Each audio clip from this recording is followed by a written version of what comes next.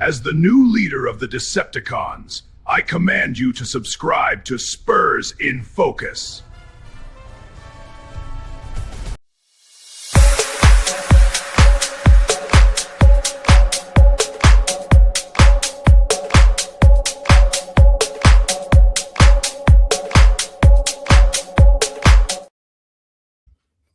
Welcome to a live episode of Spurs in Focus right here on YouTube, iTunes, Spotify, Amazon Podcast. The list goes on and on. We thank you for taking time out of your schedule to join us here after a Spurs loss in Game 4. We're going to be talking about that today. The guy next to me, you see him. He is Mr. Rudy Campos with The Sports Answer. He's on X at The Sports Answer. I am on X at Jeff G Spurs Zone.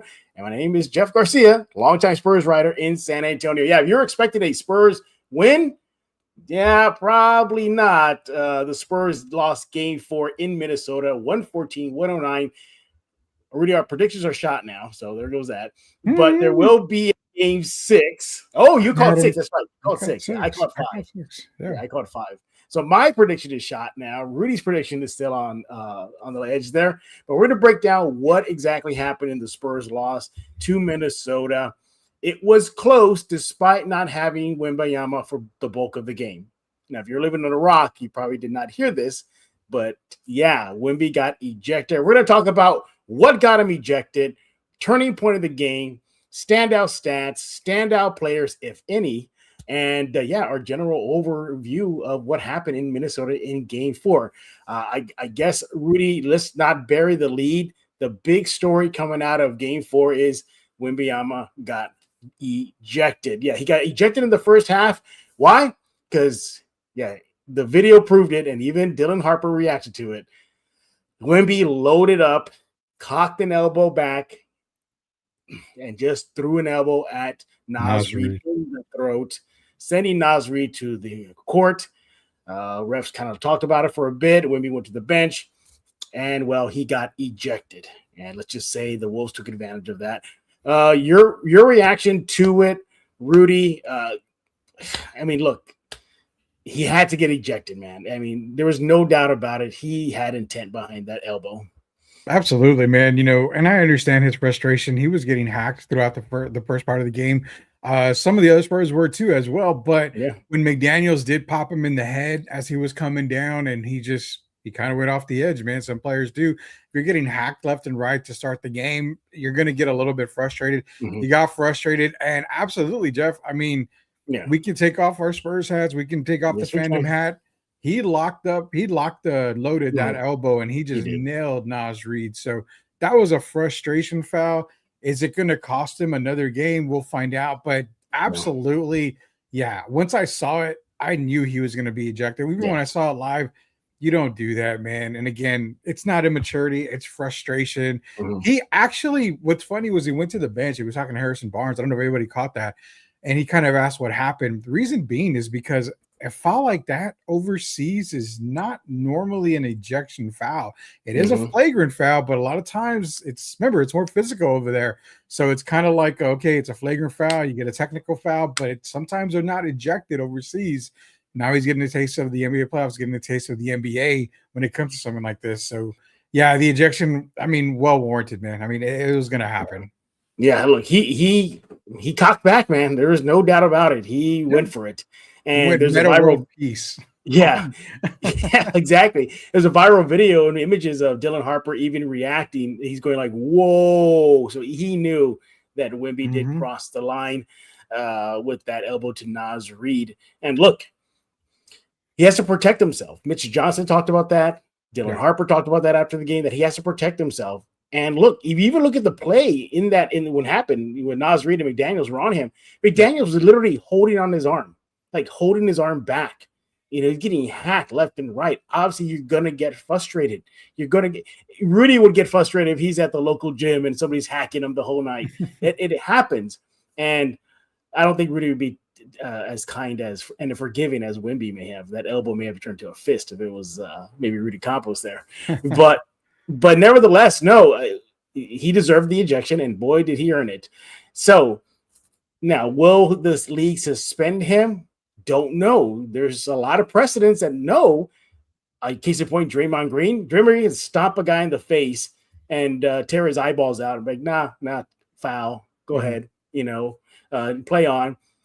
Or the other side of things, we've seen the NBA go the extreme and say, oh, no, that warranted a suspension. We shall see. Now, Mr. Johnson, after the game, did address what happened to Wemby, saying that, yes, it was physical, that he had to protect himself. And he went on to say that he believes there was no intent behind the elbow throw. Harper said the same thing. Had to protect himself. He didn't see any intent. I get it, Rudy. That's their guy. They're going to say that. That's probably a message to the league. Like, no, there was no intent. But would you be surprised, though, if the NBA suspends him? Oh, man. You know what? I'm going to be surprised if they do suspend him. A part of me says he's going to get suspended. And the reason why is because the intent was there and the way that he just cocked his elbow and nailed Nasri. Yeah. Say this way, he knew what he wanted to do and he did it. So he did. Yeah. I think if the league looks at it that way, you're probably looking at a suspension for game 5.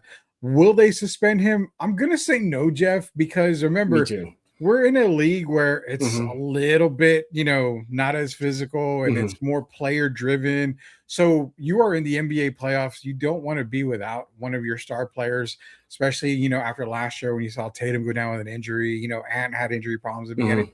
You want to keep your stars in there. Why? Because when the stars play, then the viewership is up. So I think Wemby does play game 5. He's probably going to get a hefty fine. Yeah, he will. Yeah. Probably. Can we maybe say a 6-figure fine? Maybe 150,000, maybe $100,000 fine. So I think it's going to be a significant fine. I think he does play game 5, but if they come out and say he is suspended for game 5, I wouldn't be shocked at all. Yeah. But I mean, me neither. It kind of. Let me ask you. I mean, you being the league official, if you're Adam Silver and his gang up there. Looking at that, I mean, do you look at it as, okay, he did have the intent, he did foul him hard, or do you come down on him the way they did on Meta World Peace when he hit James Harden? I mean, that was, I think, a 6-game suspension. Yeah. I mean, granted, Harden was a little bit more injured than Nas Reed was in that case. I want to say no, because Meta World Peace had a reputation, a history of that, and he didn't learn his lesson. This is the first time we've ever seen Wemby lose control. Show some basketball immaturity at this level. So I don't think the league will go that far. If the league does, it will be one game. Now, that will be huge if that happens. But again, I don't think so. The only reason I can even fathom is the NBA just wants to send a message to the rest of the teams in the field.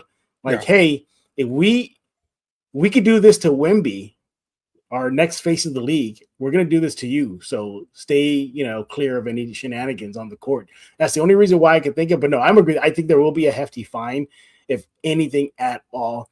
Mitch Johnson said if there's anything beyond just what happened, it would be quote unquote ridiculous. Now, again, that's his guy. He has to step up for him. Totally understand. And by the way, everybody, if you're just tuning in, we're going to get to the game itself. But we couldn't bury the lead and talk about Wemby's ejection. Exactly. Do you think Wemby cost the team the loss? Oh, man. No, I don't think so. You don't think so? Yeah, me neither. Only reason why is because, he went out and they kept it very, very close. Well, I mean, I think they even led for most of the game, if you're thinking about it. So it wasn't that he got knocked out and they got the loss. Honestly, the loss just basically came down to Minnesota hit key shots and they got some, and I'm not calling the Spurs, whatever, but they got away with a few calls, and it happens. But you and I said that when the game was going back to Minnesota in games 3 and 4, the refs are going to favor the home team a little bit more, and they will get some home cooking calls. And it happened tonight. They got a couple of favorable calls, and Minnesota just hit shots. Spurs went a little cold. I mean, look at the very end of the game. I mean, they kept it close. They were able to get a steal off of DeSumo. I mean, they were able to do what they have to do. The Wemby thing, let's look at it this way. This was 3 games of him being bullied by Minnesota, and it just kind of came to a head. And he threw that elbow with intent. Honestly, if you look at it another way, Jeff, could it be to send a message to Minnesota like, I'm not to be effed with right now? I agree with you, yeah. You've been messing with me the entire series. You know what? I'm here to play, and I'm not scared, and I'm not going to back down. So this could have been a message sent, kind of underlying. Or the reverse too. Minnesota can say, "Hey, we can get him annoyed. We can get under his skin now. We know what we have to do that." And Yeah. that's simply rough him up, and he'll show his immaturity, his youthful mindset, and get himself ejected. Now, I don't think that'll happen. Dylan Harper did say after the game that he does expect Wemby to learn from this, and they got to move on. But look, I didn't want to see Naz Reid get hurt, obviously, but good on Wemby though. Seriously, good. Yeah. You sent the message to the Wolves, and I agree with you that you don't want to bleep with me. And as the kids say, they learned. The Wolves learned today what happens if you keep on pressing and pressing and pressing Wemby. Now, I don't think Wemby would do it again because I think he did learn the lessons. You don't want to leave your team hanging. You don't want to put him in a position where you lose your best player on both ends of the court. So I doubt that will happen again. But he did send a message to the Wolves and the physicality, and boy, was it physical. All right, let's dive into the game now. Before we get into our turning point, standout stats, standout player, what were your general observations? General observations were something that we saw throughout the entire season, and that is, hey, they can win without Victor Wembanyama in the lineup, and especially against a very good Minnesota Timberwolves team. They had the lead, they blew the lead, and to be honest, I don't like the fact that Cornette wasn't in there because at the end of the game, they were kind of getting a little out rebounded, especially on the offensive side. I mean, Minnesota was getting some offensive boards and some second chances, and I'm thinking, why is Devin Vassell, your tallest player, on the court? It made no sense to me. You have Cornette. I mean, even Carter Bryant was playing big for against these Minnesota Timberwolves. So overall, it just shows that they can win without Victor still. I mean, like they did in the regular season, this team does not back down. All three guards, that trio of guards that we've talked about, when he's out, they can come through in the clutch. I mean, Jaron, Stephon, Dylan Harper, they all came through in the clutch. But let me throw this at you. One guy has been a key and vital point of this San Antonio Spurs team these past 3 games. Keldon Johnson finished with 4 points. Interesting. He's averaging almost 10, 11 points in these first 3 games. So if you get Keldon back up to that, 11-point range, I mean, Spurs are winning by 2 or 3. So there's little things that they did, that some players didn't show up really well tonight, didn't play well. But then again, when you're out without a Victor and your defense is kind of staggering a little bit, which it didn't even stagger, man. They played awesome defense. I mean, they played really good. They did. But I mean, there's just little things in this game. My biggest takeaway was they can still win without Victor on the court, and they're still a very scary team. Yeah. Again, I'm gonna give you my 3 takeaways in just a few seconds. But as far as general observations are concerned, you're right. I did like what I saw from this team once Victor went out. They didn't get rattled. They didn't hang their heads. Yeah. They went out and they looked like they were even more razor focused than they were before. They're attacking the basket. The guards, can we give the applause to the guards? I mean, from Harper to Fox to Castle, they were really steadying the ship without Wemby on the court. So I give them a lot of credit. The defense went up a notch. Double teaming Ant every time he got the ball. They did not. They were saying, you know what, if Minnesota, you're going to beat us, somebody else is going to have to beat us. Yeah. And unfortunately, other people did beat them, from Naz Reid to AO. The list goes on and on.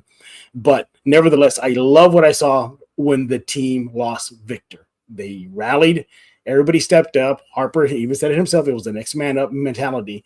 And they nearly proved once again that they can win without Victor. It was close, but we're going to get into my takeaways now. So these are my 3 takeaways from the game. Let me go pull them up here for you guys. Here we go. Obviously, Wemby ejected. We already talked about that. That was a big takeaway. So we got that covered. Second one, Minnesota in the clutch. I was applauding the Spurs, Rudy, heading into tonight's game, how well they are in the clutch. So far in clutch situations for the first few games, it was all Spurs, even in the loss to Minnesota in game 1. But in tonight's game 4, Minnesota was the better team in the clutch. It was interesting. Let me go ahead and pull it up here for you guys here. In the clutch situation, Minnesota outscored the Spurs 15-7, out-rebounded the Spurs 6-4. And And they went to the free throw line 3 times. I'm sorry, they went to the 3 times, and they made all 3. And they just did the little things. 1 extra offensive rebound in clutch. I mean, seriously, I mean, they just really took command in those final few minutes with the Spurs. Second chance points in the clutch situation, Minnesota 4, Spurs 0. That was one of my biggest takeaway. I thought, okay, the Spurs, you've proven you can rise up. The stats show that in the clutch, you guys are good, one of the better teams in the field. Not tonight versus Minnesota. And because of the 3-point shots, they were just not falling. They were just not falling. Minnesota was knocking them down. Look at the 3-pointers on the night. Minnesota connected on 10 3-pointers, while the Spurs connected on 6. That's a little bit of a difference there, why the Spurs lost a narrow game. One of the many reasons, but that's one of the bigger ones there. So 3-pointers were not falling. Rudy, I'm going to leave that up there for you for a little longer, and everybody else tuning in. What do you think about those takeaways? Yeah, the 3-point shot, I mean, it wasn't as horrible as a lot of people may seem it was. They both ended up, Spurs shot 26 threes, Timberwolves shot 27. Wolves knocked down 4 more than that. I like the 3-point shot because, remember, if they knock down a 3, if Champagny knocks down a couple of 3s there, I mean, Spurs are obviously running away with this game in key points. The minutes in the clutch, I like that one as well. The clutch part that I saw was they played hard until the end of the game, and that was very, very, very symbolic of how this team has been playing all year. They play with no quit. They play with all grit, and they don't just stop, man. If they're down 6 or 7 and there's 20 seconds left, they still feel like they have a chance to win a game. So I love that, coming in the clutch part of the game in the fourth quarter, they're just not going to quit. The Wemby ejection, I think you might bring it up later. I'll bring it up for you right now. One thing that Mitch Johnson said on his press conference, and as I quote, I just think the amount of physicality people play with him, at some level, you have to protect yourself. At some stage, he should be protected. And if not, he's going to have to protect himself. That's Mitch Johnson. And that's kind of what I said a little while ago. We had a couple of comments that came in about it. And that's what I was saying, is that he got beat up so much in these first 3 games, getting pushed to the ground, just getting knocked around. Eventually, he's going to just go ballistic, and that's what he did tonight. The Wemby ejection was huge, Jeff, but it's not the turning point of the game, because if it was, the Spurs would have been blown out, man. I mean, we saw when Wemby went out against Portland with the concussion, Spurs fought the entire game. When he was out with injury in the regular season, they fought, and they actually, I believe, had above 500 win, record without Wemby. So him going out is not the turning point of the game for me at all. There's other parts of the game where I felt that the game was turned around, but all in all, the takeaways for Game 4, I love what you have. The one takeaway that I'm going to give for the fans out there was a positive. I'm going to be positive about it. Okay.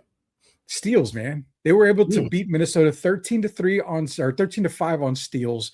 Shows the aggressiveness of Stephon Castle, the guards. Everybody was playing the passing lanes very, very well. That's the reason why they were still able to be, in the game against Minnesota, and also keep highlighting it, man.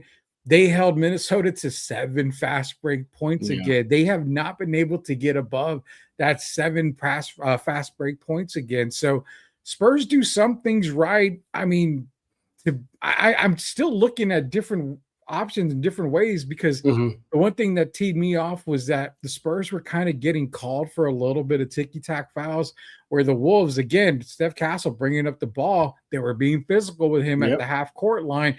You saw Julius Randle always extending that chicken wing that he has when he's going to take a jump shot. So at some point, refs are going to have to either swallow the whistle for both teams or call it both ways. I don't need every call. I just need the obvious calls. If you're going to give SGA the call because someone breathes on him, then you got to give Castle the call when they are actually physically bumping him. So there's got to be some kind of thing. That's the only complaint I have. Other than that, I love the physicality. I love the physicality. Shout out to Nas Reed. I hope you don't need to get a tooth replacement, man, because that was a very hard elbow. Yeah. Look, we're going to get to our specific in just a few minutes. And yes, we did not forget about you guys, Spurs and Focus fans. We're going to get to your comments. Rudy's monitoring them right now. We're going to get to that to close out the show. I know they lost. I get it. but there are some silver linings in these two games. They regain home court advantage back, right? They just had to get one. They got it. All right, so yay. They come back to at least to have a game 5 in San Antonio, so then they have an advantage to try to put some pressure on the Wolves in game 6. Yes, there will be a game 6 in Minnesota, and I like their fight throughout even without Wemby. That fight was just impressive. And you had everybody chipping in, trying to will this team to a win. It wasn't just the 3-headed monster of the guards. They did a phenomenal job, a really good job. We'll get to that in a bit. Yeah, but you got contribution from Cornette, who stepped up when he got on the court. Yeah. Champagny, getting key rebounds, hitting some key shots. Just being what he does, what we've seen through the whole season. Carter Bryant coming in and doing some yeoman's work. The little things here that help them win. This was just a great team effort. It was a great team effort, and they nearly pulled it out. And the Wolves just, again, in that clutch period, that's when they just kind of took over the game. And look, I mean, Steph Castle, he did get 5 fouls, so that's a plus, right? Got 4, so there's that. But no, I mean, but when you need these guys to step up, so we'll just go one by one here. In the clutch again. It's about the clutch in this series because they're tightly contested games so far, except for one game where it was a Spurs blowout. Yeah. But in the clutch, Castle 0 points when they needed him. What about Fox? He had 2 points in the final 5 minutes of the end of the game here. What about Harper? Well, Harper 3, so he did what he could do. But in those last 5 minutes of the game, though he did 3 points there, he was a -14. 2 turnovers really hurt him in that period. But you see the signs of a young team still. When it's closing time, when your gets puckered up and you got to make some tough shots, who's going to step up? And unfortunately, we did not see that for the Spurs. But for the Wolves side, I mean, Ant Edwards, what can you say about him? Just willing the team to win. I mean, he even took a break to get oxygen. He left their bench to go get oxygen there. Yeah. But you got contributions from almost your entire team would help push the Wolves to the win. Rudy Gobert, 5 points in the clutch period. Naz Reid, 4 points. Anthony Edwards had 2. Ayo Dosunmu, 4. So there you have it. They got more contributions than the Spurs did. Hopefully the Spurs, they had 3, 4, 5, 6, 7. No, 4, 5, 7 points in the clutch time period when they needed the guys to step up the most. You are watching a live episode of Spurs in Focus. Reaction to the Spurs loss in Minnesota. Game 4 goes to Minnesota. 114-109. Series is tied at 2 games apiece. There will be a game 6. There will be a game 5 this Tuesday in San Antonio. So there's that. Hopefully you guys can go out and cheer on the Spurs. When we get back, we're going to look at some key stats. What was the turning point of the game? Rudy says it wasn't the Wemby ejection. I'm interested to see what he has to say about that. My turning point, players, standouts, players, all that good stuff. Coming up next, we're here on Spurs in Focus.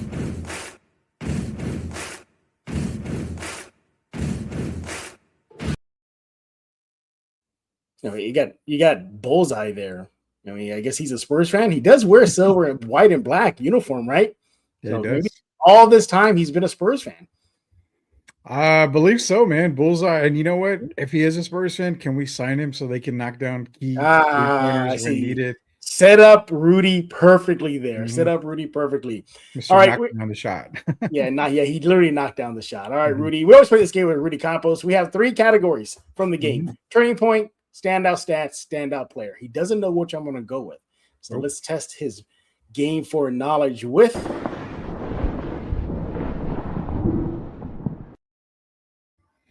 all right, standout stat. Well, I'm gonna go with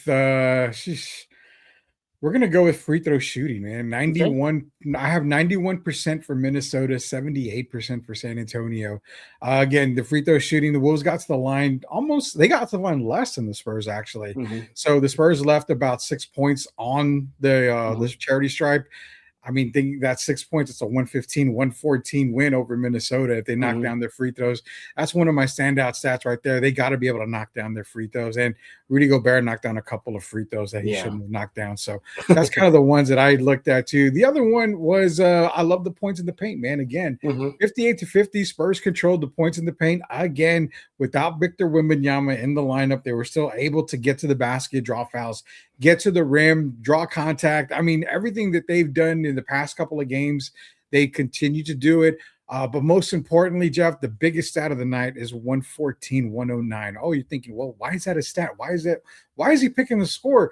Because again, without Victor Wembanyama and through adversity, this Spurs team was there right to the very end. People call them a young team. Yes, they're a young team. Yes, they're inexperienced. Who cares? They're proving why they are the second best, if not the best team in the NBA, how they can go deep, at least 10 players deep on this roster if need be. They kept up with Minnesota. They scared the Timberwolves without Victor Wembanyama in the lineup.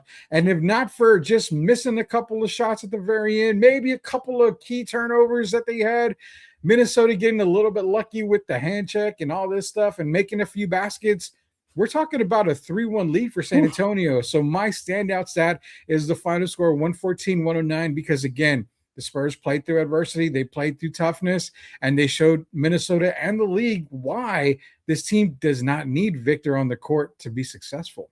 Yeah, that was impressive. It really was just to see them just start. It felt like there was like another gear they went to when he went out. They just, on both ends of the court, it was impressive. And I really thought they were going to pull it out. I said, "Oh my God, they're actually going to win!" Like, wow. I texted you, like, imagine if they pull this out. Yeah, and then that would start a whole other debate. Are they better without Wemby? Obviously, we don't know.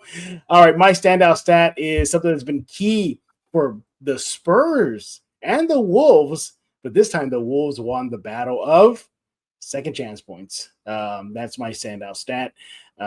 24 second chance points for the Wolves to the Spurs 15. That, you needed to limit the Wolves' second chance opportunities. The Spurs did not do that tonight, and they won that battle. Why do I bring it up? Because as Dylan Harper said, and they said this team is learning this, it comes down to the little things. And you're right. You talked about some of the things, the turnover here in the clutch moment when the game was on the line cost the Spurs. Giving Wolves second chance opportunities cost the team a W in Minnesota. Little things like that definitely can bite you in the butt, and it did.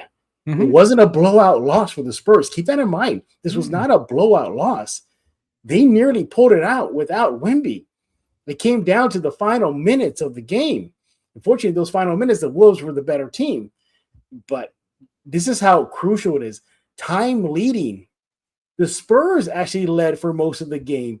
They led 23. I got it right here. Yeah, 23 minutes and 12 seconds to the Wolves 21 and 11. But what's the difference? The little things. And that's one of the little things, second chance points. Unfortunately, the Spurs were on the losing end of that battle. All right, what's our next category? Because I'm just interested in what Rudy has to say. All right, you've been teasing us all the whole freaking show, Rudy, that, it's not Wemby getting ejected. That's not the turning point. Wemby getting ejected is not the turning point for me. I think the turning point for me was the last minute of the game. I mean, that's it. Spurs were in there the entire game. They were leading for majority of the second half as well. So the turning point for me was the end of the game, where I felt that Devin Vassell was your center. And I understand Mitch Johnson's thinking you want to get scorers in there. You need shooters because you got to get points fast. Well, they did their job defensively. They got a couple of stops. They just couldn't get the rebounds. And when you've got a guy like Julius Randle and Naz Reid in there, they're a lot taller than Devin Vassell, who's your tallest player on the court. That was my turning point when they were able to get what you mentioned a little while ago for your stats, those second chance points. It turned into an and one bucket, or it turned into a regular, 2-point shot, something like that. So that's where I think Minnesota kind of pulled away a little bit there. You got the Spurs within 3 points, and then all of a sudden they were able to get a stop, and then boom, they get a rebound, they get another opportunity, they score the basket. So That's my turning point. It's very late in the game. It's the last minute. Wemby's ejection, nothing to do with it. And we had a comment a little while ago from a guy that said, Spurs fans are justifying Wemby's elbow. Jeff and I, from the very beginning, from when we started this show, said no. He cocked it back and he nailed Nas Reed. That's on Wemby. That really is on Wemby. We're not justifying anything there. But my turning point is that last minute. They had opportunities to win the game. They just didn't have a rebounder, and that kind of killed them. We saw that against Portland when he had Carter Bryant that one game, and they were just getting out rebounded. I think it was game 2 when the Spurs lost. They kept getting out rebounded, second chance points. That's my turning point, that last minute of the game. Yeah, I'm going to go with you as far as the last period of the game, but I'm going to go a little earlier in that fourth period. I'm going to go about midway with about 6 minutes and 17 seconds left in the frame. The score was 97-91 Spurs. Yeah. So you're seeing, okay, well, they're seemingly in control. They just got to keep that stiff arm out on the Wolves, and they should be good. But no. It went from the 6 minute 17 point of the game till about 29 seconds left in the game. At that point, it was 112-105, Minnesota with the lead. So it would quickly turn like that. Plus 13 run for the Wolves. In that run for Minnesota, at Edwards, 7 points. Yeah. Gobert, Nas Reed, 4 points each. De'Aaron Fox, fans are going to be like, I thought he was Mr. Clutch. He goes 1 for 4 from the field in that time frame there where Minnesota went on that massive run. Okay. And the Wolves got to the free throw line 6 times. They made all 6 free throws, while the Spurs went 3 for 9 from the field in that run. That was a turning point in the game because, as I read to you, the Spurs were in control, but things fell off fast in that final frame. In literally from about 6-ish minutes left to about 29 seconds left, it just fell apart for the Spurs. Yeah. So there you have it. And look, I think they'll learn. I think they're going to come out. Well, at this point, Rudy, by the way, we're going to talk about Game 5 on tomorrow's episode of Spurs in Focus. But I'm at now, like, are we at a coin toss now for these two teams now? You don't know who can win? Are we there already? No, I don't think so. I mean, Spurs have the better team. I mean, I'm not gonna. If Minnesota was a better team, I would gladly say Minnesota is a better team. Yeah. Minnesota is not the better team. San Antonio is the better team. Again, it's when we went out. That's a difference maker. It's not a turning point so much. It's a difference maker. Yeah. But I think it was the substitutions towards the end of that game. I get why you want to have the scorers out there. You want the shooters out there, but you're handicapping yourself when it comes to rebounding. So I understand the reason behind it. And I'm not going to argue it as to why you didn't have a 7-footer out there for rebounding purposes. I'm not going to argue it, but it makes me wonder, like, okay, you needed to score quick, yet you weren't really scoring quick, if that makes any sense right there. But no, I mean, to be honest, there's no coin flip. I mean, I had the Spurs winning in 6. This is falling right into play. They'll come back in Tuesday. I believe they will probably end up blowing Minnesota out in Game 5. Right.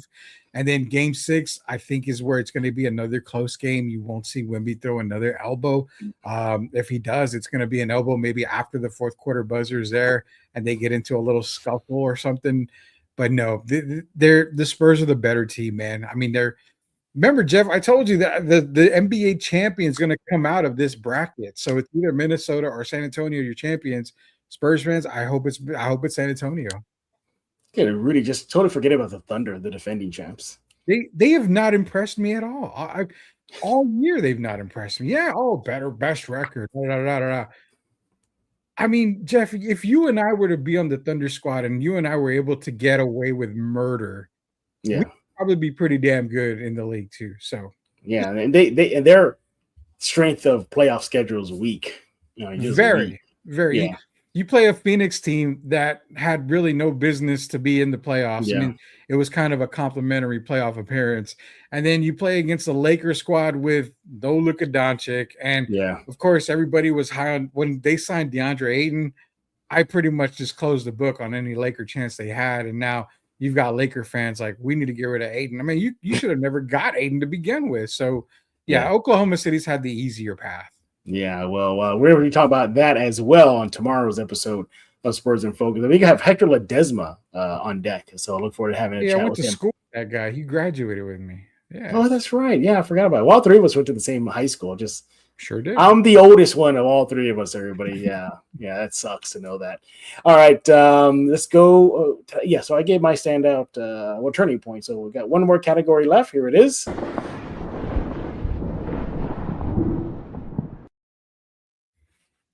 Yeah, of course. I always go with De'Aaron Fox, and I call him the Sandman, and people know why I call him the Sandman. You have his jersey underneath your shirt there? I do not. No, it's just a regular black shirt. Everybody knows me. I like to wear black shirts.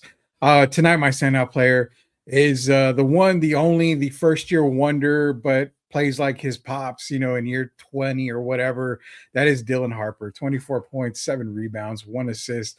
Had 2 turnovers, but key 3 steals. I mean, Dylan Harper just again impressed everybody. And Mm-hmm. it's so crazy how I have to keep reminding all you NBA fans out there that don't know the game like me when I say Dylan Harper should have been the number 1 pick in this year's draft. Should have been the pick in that draft. And if he's on any other team, you're talking about a rookie of the year. There's no doubt in my mind. So he shows why he's going to be one of the better players on this team. He shows why he's going to be a superstar in this league. He's superstar, everybody. He says superstar. You heard it here. I'm saying superstar. He's going to be a superstar in this league. And he's doing it on the biggest stage of them all, the NBA playoffs right now. Once the Spurs kind of dismantle the Wolves and decide, you know what, let's go toy and mess around with the Thunder, he's going to be doing it on the biggest stage of all, which is the NBA Finals. But my standout player is Dylan Harper again. This kid, you think you almost get the Wemby vibes. Like he's having a really good rookie season. Wemby is, and then it's like, God, what more can Dylan? Oh my God! Well, Dylan comes back with 24. Dylan comes back. You're getting those same kind of vibes. This trio is going to be huge for the future. But for tonight, Dylan Harper is my standout player. Yeah, 24.7 rebounds, 1 assist. He did that in 27 minutes in the loss to the Wolves. 70% shooting from inside the three-point line as well. Very, very good. Took 1 3-pointer, made it. Yeah. The only thing I would question you picking Harper is he was a minus 14 for the game. A minus 14. So according to the plus-minus stats, he hurt the team more than he helped. So, okay, I'm gonna be stupid on this. The plus or minus. Is it literally plus or minus for a player, or is it plus or minus for you because of who you're on the floor with? Wait, say that one more time. One more time, please. So the plus or minus, it's basically how your team performs while you're on the court. But if a player's doing their job and your 4 teammates are sucking it up on the court, then your plus or minus goes in the negative section is what I'm assuming. I've never really understood the plus or minus. I'm not going to lie. I didn't study. Well, I studied all the basketball with the exception of when they started doing the plus. I don't even know the LeBron stat. I know there's a stat named after LeBron, which is ridiculous, but whatever. So the simplest way to think of plus minus is this. What is the net change in the score when that player is either on or off the court? So in this case, when he was on the court, the score is just flipped to minus 14. Now, that's probably a contribution of a lot of things, but according to the stat here, he got hit for a minus 14 because he had 2 turnovers in the game. And so we got it here too. And 2 fouls. So I think that kind of hurts as well. You're not being on the court for the team. So those little things go into it. But it's funny you mentioned that because then you look at a guy like Steph Castle, who is my standout player for the Spurs, 20.6 rebounds, 4 assists in 36 minutes. He was a plus 8. But you look at the difference, he only had 1 turnover, so that doesn't hurt his plus minus.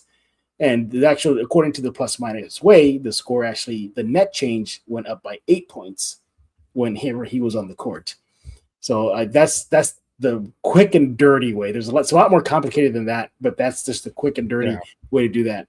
What else? 8 for 17 from the field, 55% shooting from inside the 3-point line, and he goes 2 for 6 from the 3 line. 1 steal, 4 fouls, still got us in some foul trouble. So, but at least he didn't get 5 or more and get ejected. So there's that. But no, he is my standout player. It felt like he wanted to take the team on his shoulders. doing what he does best, being that bulldog in the paint, getting to the rim, getting the fouls. He hit a couple of clutch shots as well throughout the game. So he is my standout player for the night. All right. There are our thoughts on the game, our take on Wemby getting tossed. Rudy said that, I think, do you applaud Wemby for defending him, or you frown on him for doing it? I like the toughness. I applaud him for doing it because he's been bullied this entire series. And actually, I mean, he's been bullied almost the entire career. People are stopping him like that. So came to a head, he fought back. I don't applaud the fact that he did it Ron Artest or Meta World Peace style. But I also understand why. When you're frustrated, you just got hit on the head. Jaden McDaniels is grabbing your arm. You're pulling away from him. Hey, Nas, I'm sorry your head was there. I'm going to nail you anyway. It just shouldn't have happened, but it did. I just hope that the league doesn't look at it and say, hey, this was very ill intent and we're going to have to suspend you, which if they do, then I would definitely really look at this league in a whole different way. And it wouldn't be positive. You own a DeLorean time machine. Can you go find out what happens?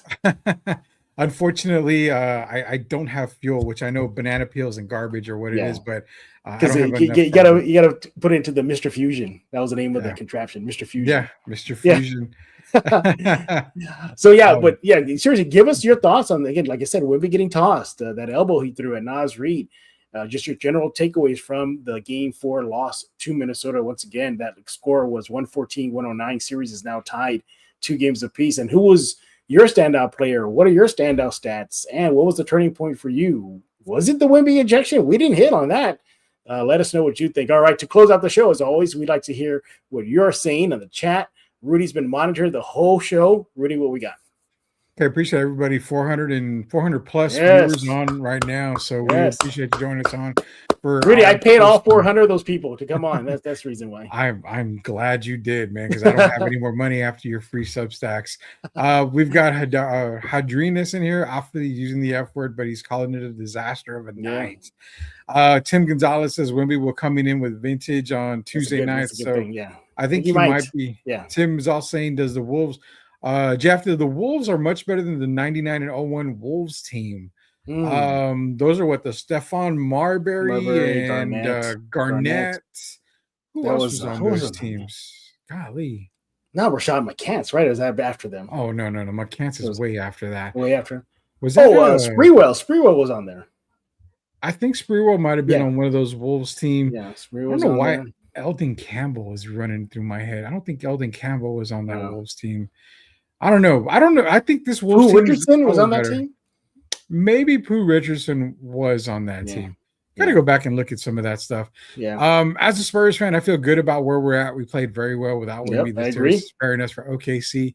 Let's go Spurs. Definitely, we both agree a battle-tested Spurs is even more dangerous. This game was up for grabs. Awesome effort. On to the next. Wemby going crazy after missing this game. Tim said this was like a 12-round boxing match. It felt like it. It felt like it.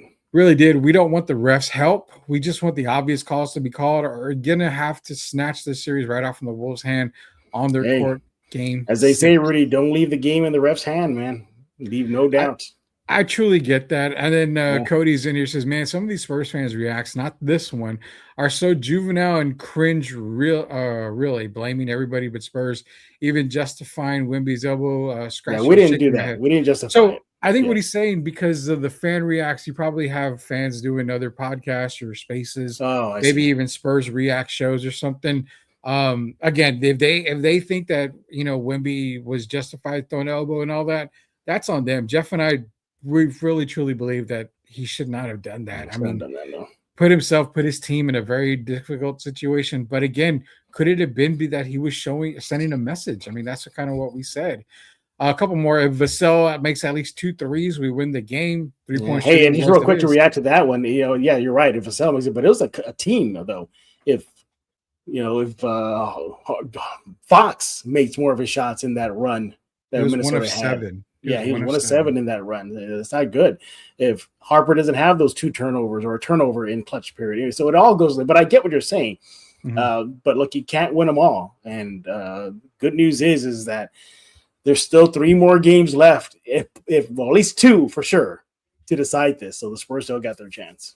I'll say real quick before we end this and go to the next couple of comments here was when you know the Spurs are going to win when Julian Champagny's knocking down a couple of threes. He was over 5 tonight, so his shot was definitely off. He shot 2 for 8 from the field. Remember, he was one of the guys that we highlighted before this series to be a difference maker. If he's knocking down those shots, Spurs are going to win this game running away hands down. Yeah.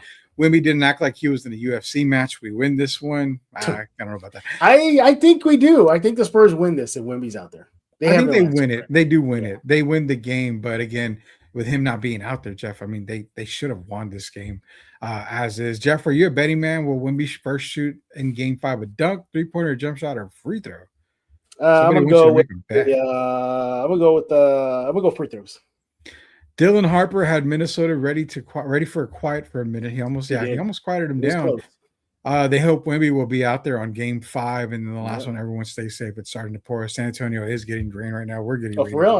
I was down. I live in downtown San Antonio, and I don't see it here, but I guess it's coming this way.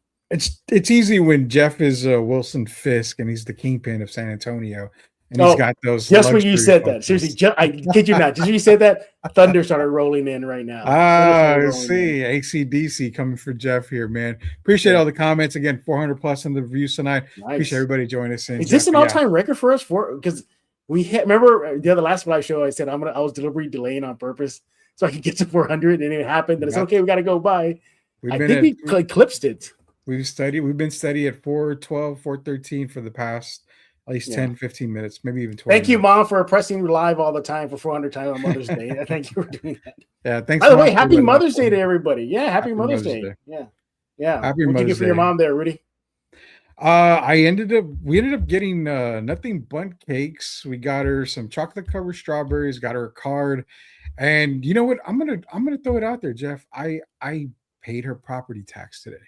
Now that is a gift.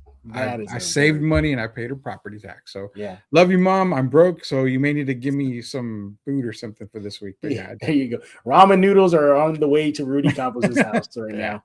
You know, so my mom has this favorite spots that she loves to go to on Southtown, right? So, you know, I do my errands. You know, I wrap up around 3 or 4 o'clock. Yeah. And I call her. I said, "Oh, hey, you ready to go to the said place that you love to go on?" She's like, "Yeah, hang on." And I hear muffle. She goes, "We can't go. Your dad, he took a laxative." Oh man. I go, "What do you mean you can't go?" She's like, "No." I go, "I want all of us to go out to dinner, and if dad can't go, we all don't go, basically." And so I go, "Okay, fine. Well, what do you want?" So she wanted some seafood. That was her backup. She said she doesn't like Mexican food delivered. I found this fascinating. I said, "Well, I'll pick it up for you, and I'll bring said restaurant to you." Mm-hmm. And she goes, "No." She goes, "I don't like how Mexican food is delivered." Is that a thing? I didn't know that's a thing. Getting it delivered or not wanting it delivered? No, just getting it. No, getting it delivered. She said it comes out mushy. I've never had Mexican food delivered, so I won't. Yeah. I don't know, but maybe so, man. I mean, honestly, I don't. There's 2 things I don't do. I don't trust Uber and DoorDash because I don't like my food in other people's hands. But I see. Also, I don't like paying, for my $12 Chipotle bowl, $28 for a delivery. And I mean, how much was it? Yeah. So I don't like all that. So I get to my parents' house. I'm like, "Dad, you had to do that, right? You just had to do that." He's like, "I needed to clean myself out." On Mother's Day of all days, right? Of all days, he picked. Well, wait, we brought her some seafood from her favorite seafood place in San Antonio. We did that. She loves kettle corn, so we got her a big old bag of kettle corn. Yeah, and then some jewelry, some cookies from this place that way out there near the rim. It's like some chocolatier place.